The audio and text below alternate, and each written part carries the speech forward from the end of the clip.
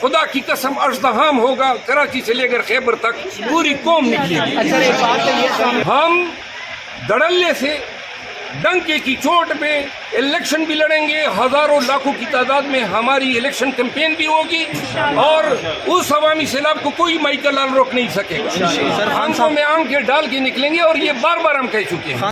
Composite جواب دیتا ہوں، جتنے لوگوں نے پاکستان تحریک انصاف کے ساتھ اس مشکل وقت میں تکلیفیں سہی ہیں، خان صاحب کے ساتھ ڈٹے رہے ہیں، لازماً جو ہیں خان صاحب کی آنکھیں میرا خیال ہے ان لوگوں نے اتنی زیادہ کھول دی ہیں، خصوصاً ان دغابازوں نے جو چلے گئے، جو اہم حکومتی مراتب پہ براجمان تھے۔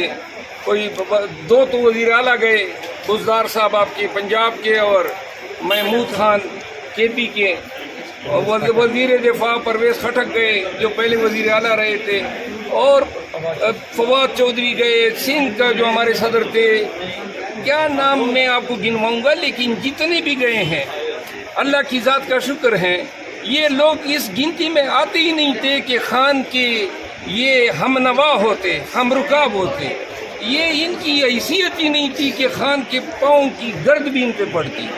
اللہ نے ان کو اور ان کی آنے والے اخلاف کو جو ہیں رہتی دنیا تک ان کو یہ بات بتائی جائے گی کہ کمبختو آپ اس قبیل سے ہیں جنہوں نے اپنے مرشد کا، اپنے محسن کا اس وقت پہ اس وقت میں ساتھ چھوڑا جب آپ کی سب سے زیادہ ان کو ضرورت تھی۔ اور حضرت علی کرم اللہ وجہ کا قول ہے کہ اس شخص کے شر سے ڈر جس پہ آپ نے احسان کیا ہو۔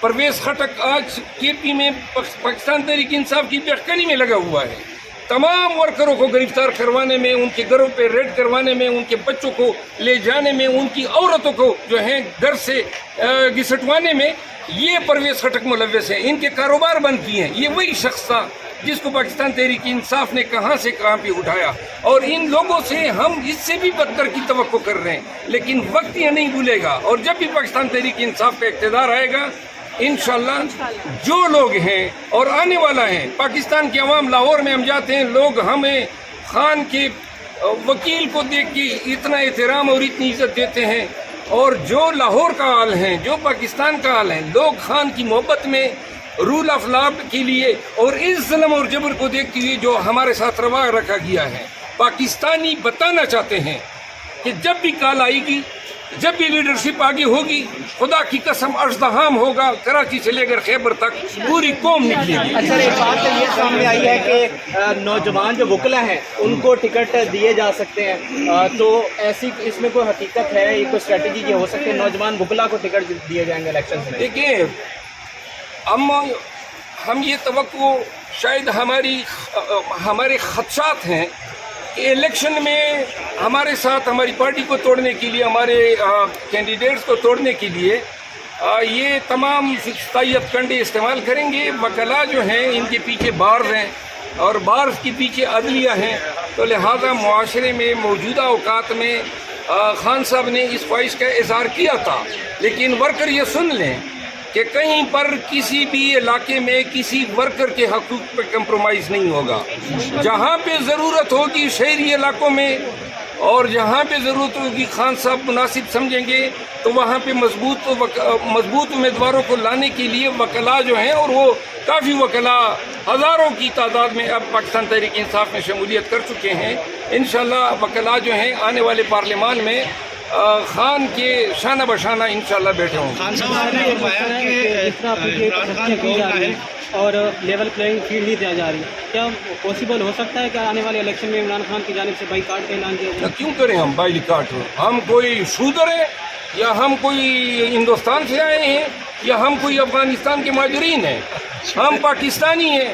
اس ملک کے لیے پہلے میں نے، میرے خاندان نے قربانیاں دی ہیں، اور اس ملک کی محبت میں، عروب الوطنی میں، پورے پاکستان تحریک انصاف کے ہزاروں ورکر آج بھی اگر جیلوں میں ہیں تو یہ یاد رکھنی چاہیے، یہ وہ لوگ جیلوں میں ہیں جنہوں نے قانون نہیں توڑا ہے، یہ وہ لوگ ہیں جو قانون توڑنے والے کو نہ کر چکے ہیں، جنہوں نے اس ملک میں قانون کو روندا ہے اور پامال کیا ہے۔ ہم دھڑلے سے डंके की चोट पे इलेक्शन भी लड़ेंगे, हजारों लाखों की तादाद में हमारी इलेक्शन कैंपेन भी होगी और उस अवामी सैलाब को कोई माइकल लाल रोक नहीं सकेगा। आंखों में आंखें डाल के निकलेंगे और ये बार बार हम कह चुके हैं। खान साहब कब तक आ जाएंगे सर बाहर? खान साहब, इस्लामाबाद की अदलिया से हमारी कोई उम्मीद नहीं है।